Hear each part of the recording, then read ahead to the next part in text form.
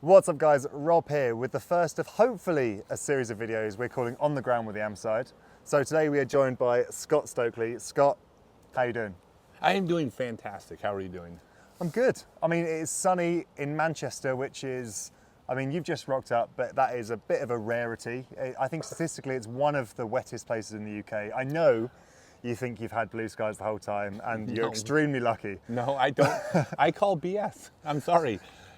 We got told the UK was gray and rainy. We've been here, I think, 17 or 18 days now or something like that. We've had one day where it rained for half a day before the blue skies came out. Every other day we've been here has either been blue skies or gray skies, but not raining. So I call BS on the rainy weather in the UK. Well, clearly you brought it with you because you've just sort of come from sort of sunnier climates. So clearly maybe you smuggled the sun in the hold luggage and brought it over to the UK. That might be the secret behind it. Actually, I think the secret is, I'm going to let you all in on a secret. In fact, this will be a breaking news story for you. Okay. I've concluded that this is a simulation. Like, so much cool stuff has been happening in my life, and I feel like I'm on this like winning streak of like luck. You know, like, so of course, you know, my programmers in my simulation are going to give me blue skies. It's my simulation. So that means we're just moments away though, because if you played the old Sims game, so very soon you'll be you'll be put in a room or a swimming pool, and then they'll remove the ladder, and then you'll be sort of panicking to get out. That's sort of, I know, the crawler of Sims players back in the day used to. That's possible. So I need to make sure I keep treating my programmers well. Yes, yeah. Okay. I mean, you've just given them a shout out, so I think they'll appreciate that. You know. That's, yeah. In fact, Adriana even says, I mean, if you ask her if she's an NPC in my simulation, she'll say yes. Yeah. That's the only explanation for what's been happening in my life. People just keep giving you side quests. It's weird. It's like a video game. It's sort of like they've lost their dog in a forest and you have to go find it for them for some experience points. It's my side quest. So now you heard it here first. There you go. So you have, well, last time you came on the podcast, you've been on the podcast twice now, so I think you're officially a friend of the AmStar podcast. Yes, I am. No questions asked, but you were about to kick off this world tour. And it's almost not a tour because it's endless. I think a tour is a sort of a set of dates, but you've set off on this adventure journey, whatever you want to call it, visiting a plethora of countries and just growing disc golf, having fun and just living life. So let's just jump straight into that. So obviously you left the States end of last year or beginning of this year? Around Halloween, October. So October last year, and then where's it gone? I know you can probably talk for hours, but no, let me see. I'll make it quick.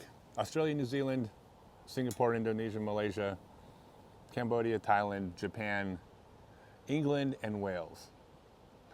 I like that's diplomatic because you're counting England and Wales as two separate countries, which I think they are two separate countries. You can tell that. Look, I've been here for 2 weeks, and you can you can tell when you cross the border. I mean, England. Well, because you can't read the road signs anymore. England has vowels. As a proud. Well, I'm not Welsh, I've got Welsh heritage, but I'm very proud of it, and I agree. They are two separate countries, as it should be. But, so you started in Australia, and then you're sort of making your way back, but obviously this is almost as far as you can go until you get back to the States again. But I don't think you're planning on going to the States again anytime soon, is that correct? No, it's going to be at least a few years before I go back to the US. If I go, I'll go back to visit, for sure. No, I mean, I've traveled for years and years and years. There's just so much of the world to see. The world's so big, and every place we go is so great. Even the places that are not great, they're great because you get to experience not great, and it becomes amazing. You know, going to a place like, let's say, well, I still said I've been to Indonesia. I've been to one of these 17,000 islands. So that's not really, but I saw part of Indonesia, not Bali. And I got to see actual poverty, not U.S., U.K. poverty. That's not poverty. Like, there's poverty in Indonesia, and I got to see it, and I got to see the most beautiful people living amazing lives and finding joy in life in conditions that we in the West would take for granted. We don't have to live with, right? And I mean, it puts a perspective on life because. God, I mean, try complaining about our Western problems after you've been to Well, I mean, we get to throw frisbees in places. fields most of the time, and I mean you're pretty lucky if you get to get out on a weekend and play frisbee, right? That's that sort of comes down to it. Some people don't get that, so I think that's yes, I think it's important to realise that although you might have shot your worst round ever, right, you're still out and you still get the freedom to go out and throw some frisbees. Well, and not that long ago, we saw people who the sun was going down. We were with a guide. Actually, this is in Cambodia, out in the country, and they were fishing, and it was getting late. And I said, well, how much do they fish? And they go, well, 7 days a week when they're not working. I'm like, well, what do you mean? And the guide says, well, they work. They have full-time jobs to, keep the roof over their heads, and they fish so they can eat. So they have to fish because they want to eat tonight. And that is every single day. And, disc golf would be a luxury if you're trying to survive. It's just a different world. So talking about that luxury, obviously you haven't not been playing disc golf. So these countries you've gone to, you've been sort of continue to spread disc golf through the game. So what's that experience been like, either introducing some of these countries to the sport or witnessing those countries that, I think the UK, you actually mentioned it when we spoke at the weekend, England is on the sort of the cusp of where the US was in recent history before the Pro Tour really boomed. Yeah. But some of these countries must be at the point which you saw disc golf when you started playing, right? Which is maybe people that have made the baskets from scratch, from scrap metal, or they're throwing things that are far from PDJ regulated. Right. So what's it like seeing almost a rewind of the growth of the sport in these different regions? So my passion, and I suspect this will be my passion for the rest of my life, is going to be bringing disc golf to developing countries. I still love the special needs community. I still donate all my prize money to the community. I still do special needs classes. I haven't forgotten you, my special needs friends.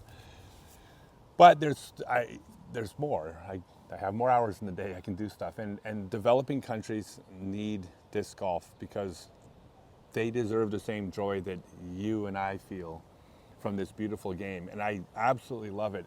And so what's exciting, going to countries where it's just starting, I've called it like a midlife crisis, in a sense. Like a midlife crisis for most people, they want to go back to their 20s again, right? Or what life was like at an earlier point in their life when maybe... Or buy a Harley Davidson. Yeah, there's something. They want to go back in time. So I do want to go back in time too. I want to go back to when I first played disc golf in 1976, and there was one course in the entire world. And when I started playing every day in 1981, there were like 60 courses in the world. But there's an energy that comes with being an outcast. Yeah. And nobody understands what you're doing. Your parents don't understand, your friends, your family, your spouses. Yeah. Certainly your boss doesn't understand why you need time off. But all the people that play understand each other. And there's a community. It's not that we don't have a community now. Of course, there's the community of disc golfers in the UK and in Finland and the US. That's beautiful. It's not the same. It's not the same as when you have a group of outcasts doing this thing nobody gets. And the only people in the world that understand each other is each other. That's different. And there's an energy that I love being a part of. And the thing that I get to do, because of where I've got to in the sport, is because I have a name, because I can put a lot of attention on these communities, I get to go help. And it's almost like a time traveler from the future coming back to 1976 and being able to say, hey, you guys got something really good here. Yeah. I've actually been doing this for 45 years. Let me show you a thing or two about how to maybe help. Look, I'm the grandparent. I get the grandparent role because all the hard work is done by the parents, the people promoting golf in these towns and communities. So I'm not taking credit for all the hard work these communities do, not by any stretch. I'm the grandparent who gets to come in and have fun, impart some wisdom, and then I leave the hard work for all the local clubs. But I get to play a small part in what they're doing, and that's my passion right now. I want disc golf to be the biggest sport in the world, and that is my goal, my passion. So you mentioned sort of, I don't know, time machines back in time. Obviously, the disc golf, especially let's talk about America, is at an incredible point right now. You know, it's ESPN all of these news coverages, I think the majority of the people in the US now know what the sport is because it's on that sort of on the cusp of being just. No, it's everybody. It's everywhere. The if you could say take Scott from when you're playing when it was a lesser known sport and do it all again now, would you, or do you think the experiences you've gone through, the playing in your prime, and you're still within your prime, that's a very big bracket, but playing early in the prime, and sort of drop you in disc golf now, would you do that, now? or would you Oh, do God, exactly no. what you've done? No, I wouldn't trade the experience of when I played for anything in the entire world. No, absolutely not. I mean, the thing is that when it comes to my disc golf ability, at my peak, if I was playing today, I'm at my best, I'm thinking I'm like a low 1040s golfer. I still think I would be a very good top 10 player during my peak years, but I wouldn't be a standout. I would win some big tournaments. I would have a name, but getting to play when I did allowed me to be a bigger fish in a smaller pond as far as my career goes. But as far as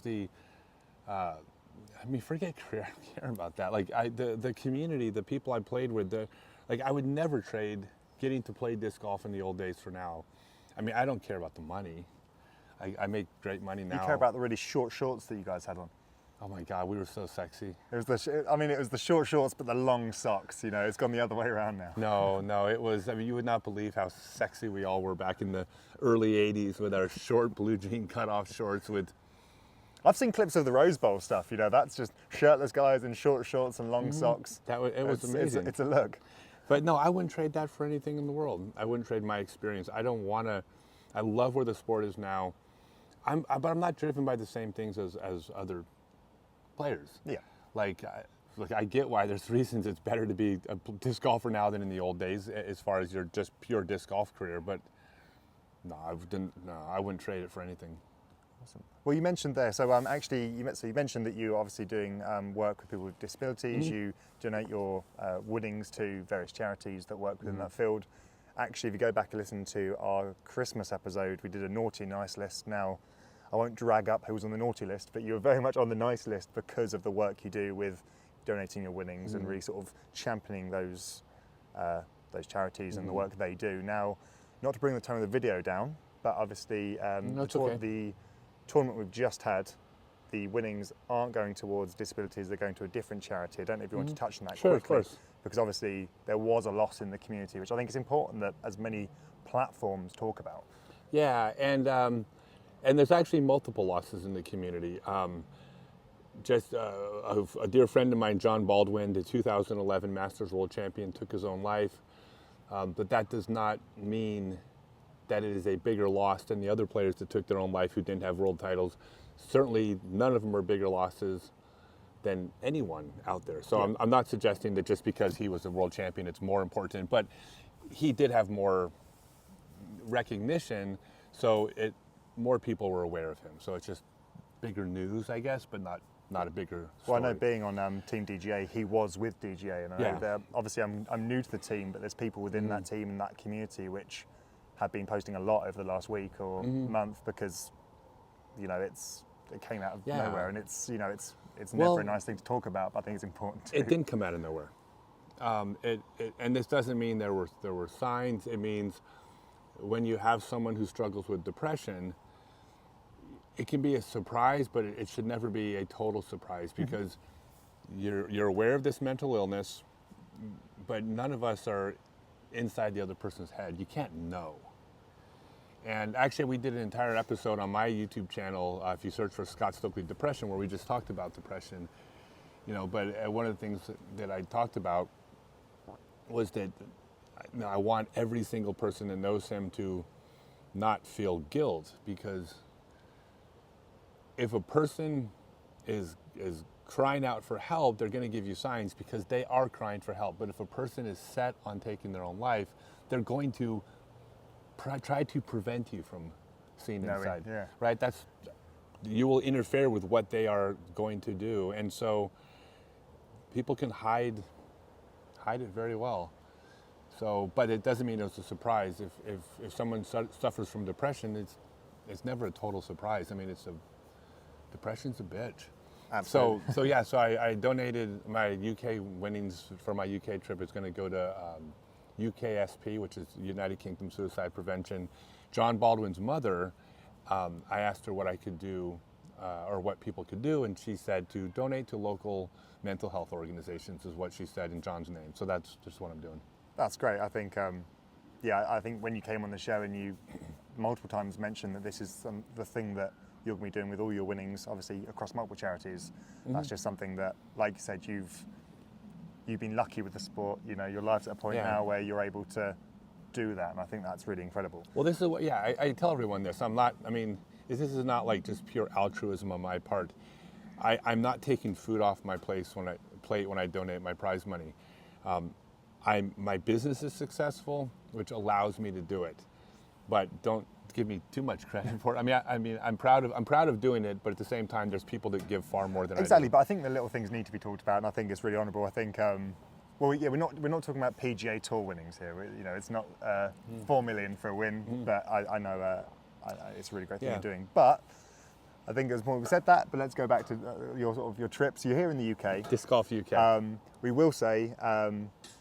UK aside, because we're not looking for handouts, what was your favourite country outside of the UK that you joined just before we jump onto the UK? You mean in the last 11 countries? In the last 11 countries, what was one? I think he mentioned one when we spoke before that you're going back to. And I like all of them, but they're all for different reasons. But I think the first one I'm going to go back to, because we're trying to have new experiences. I generally am not going to go to the same place twice, but I am excited to go back to Japan. Because that's the one I thought. We went Tokyo south, and next time we want to go Tokyo up to Hokkaido in the north. And I also found out that I can snowboard on Mount Fuji, and so I want to go snowboarding on Mount Fuji this winter just because it's snowboarding on Mount Fuji. Well, I think people can snowboard Mount Fuji. I would be falling down Mount Fuji if I attempted because my balance is... far. I mean, that's why I don't do a board sport. That's why I play disc golf. Okay. But, that's cool. So you're here in the UK. You've had a fantastic time by the looks of it. Anyone following you on social media, you've been here for 2 weeks. I think 3 weeks, something like that. But you've done. I say UK very specifically there because you've done England and Wales. And Wales, and we're on our way to Scotland in 2 days, and then we're going to go over to Ireland. So you're doing the lot. It's not a small place. It's not a big place to No. around. This is you can almost walk the UK. Exactly. So you had like 2 weeks. So you did. You started off in Wales, I believe, in Fellingerry. So you went over did the Welsh Open there. You then what was your next event after that? So you did the Great Western Tour. I believe Lichfield? Yes, literally. So is that what it was? Yeah, Lichfield? so Lichfield, the Great Western Tour, and then you've just done the Pork Pie Classic. And then going to the Scottish Open. The Scottish Open. So right now you're 3 for 3. I've won all 3, yes. I've been playing pretty well. So you can take it to 4. You know, I know the money will be on you at the Scottish Open. So I will do my best. But is that? I believe it's at Bluebell Woods. Is that correct? That I don't know. I don't think so. Is it not?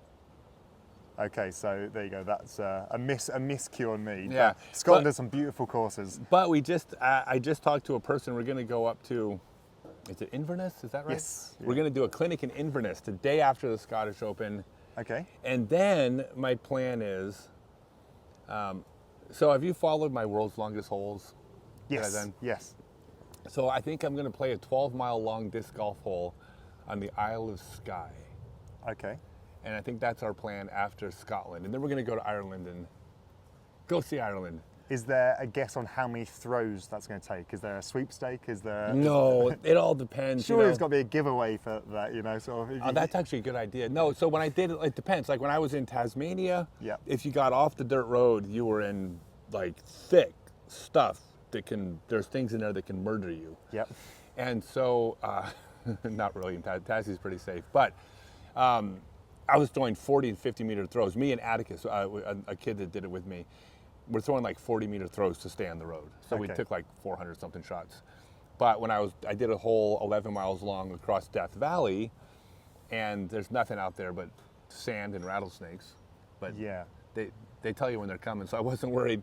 Scotland, you might get mauled by a deer or a badger or something. I think that's the worst. But I think normally that's quite a low percentage chance. So Yeah, I think so. It really depends on the terrain. So if I can throw longer shots and then find my discs as in the field, then I'll throw less shots. But so probably I'm estimating 300 shots probably.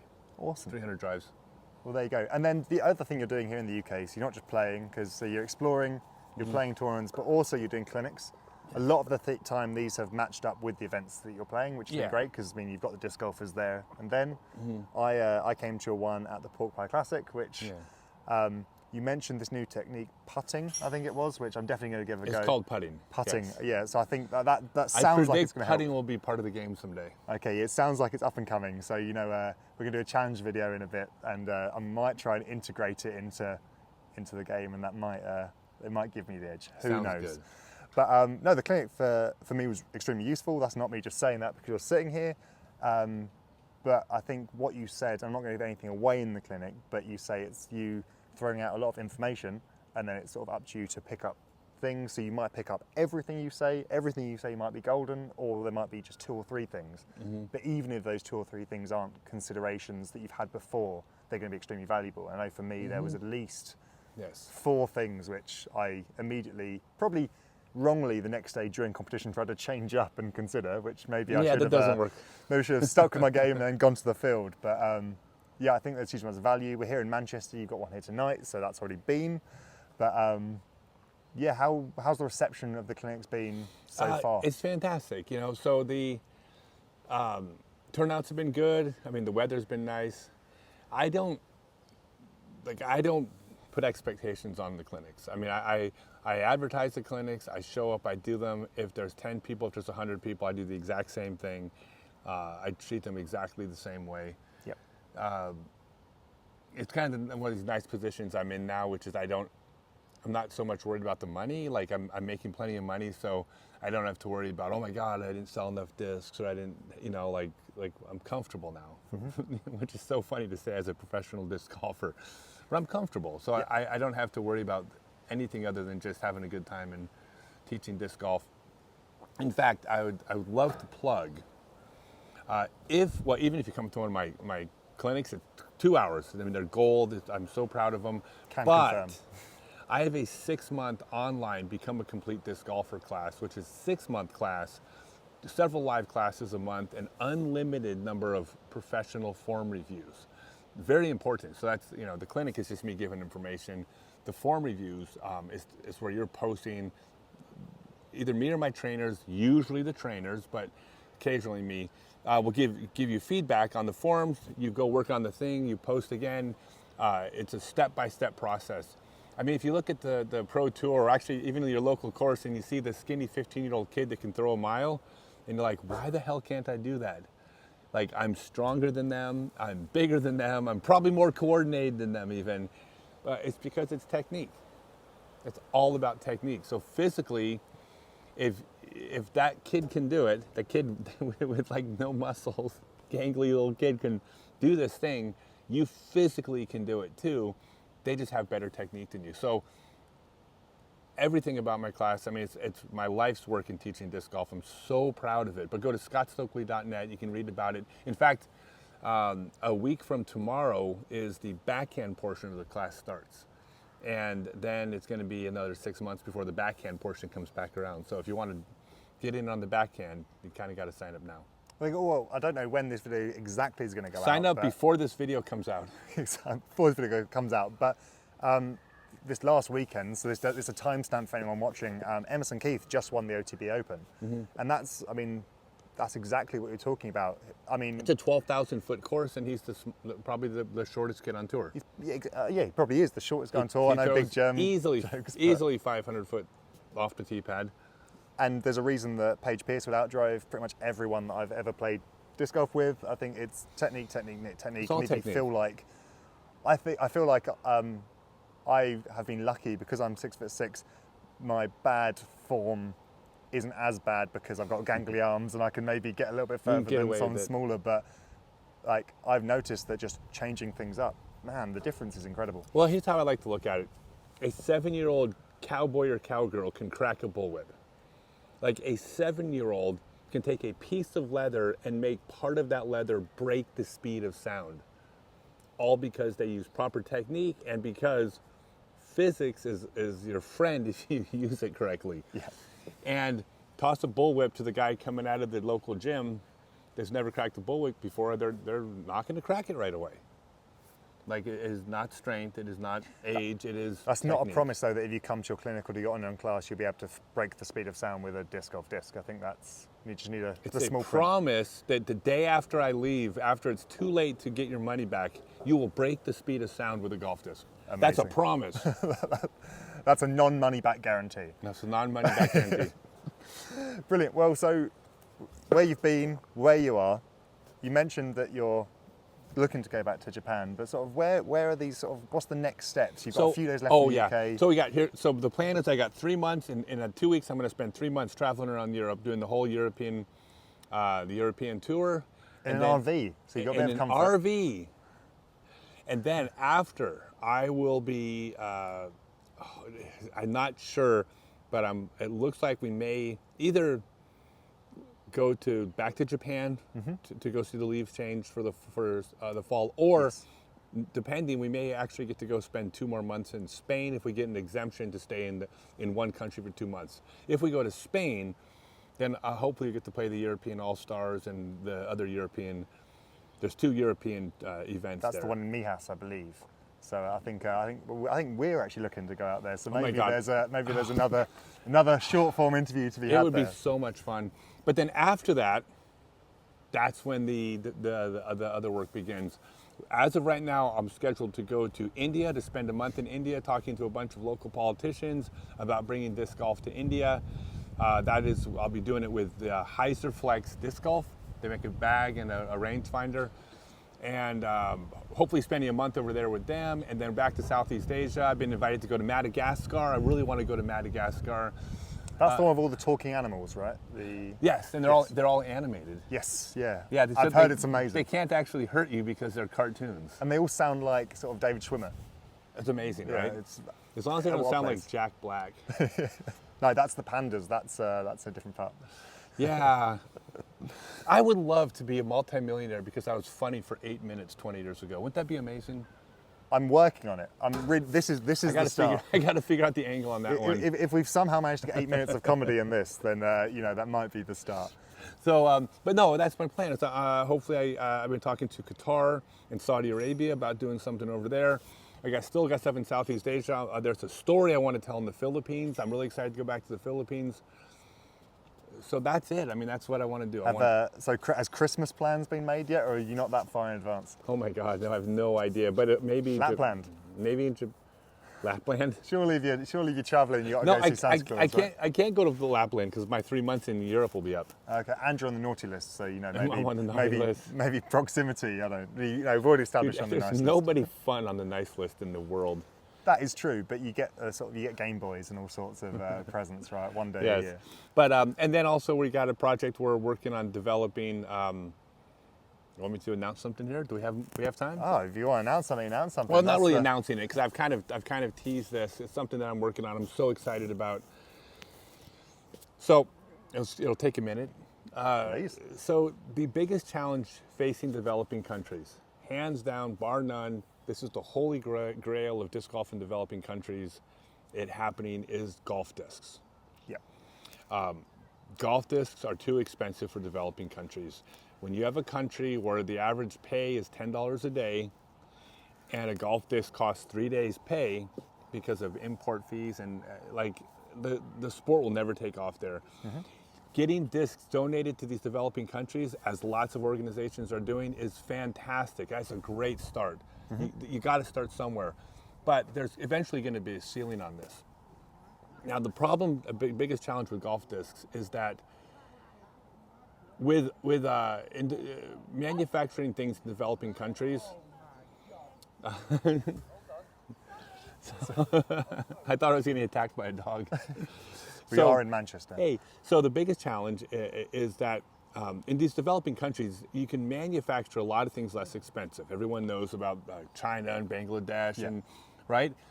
That's mostly based on the cost of labor.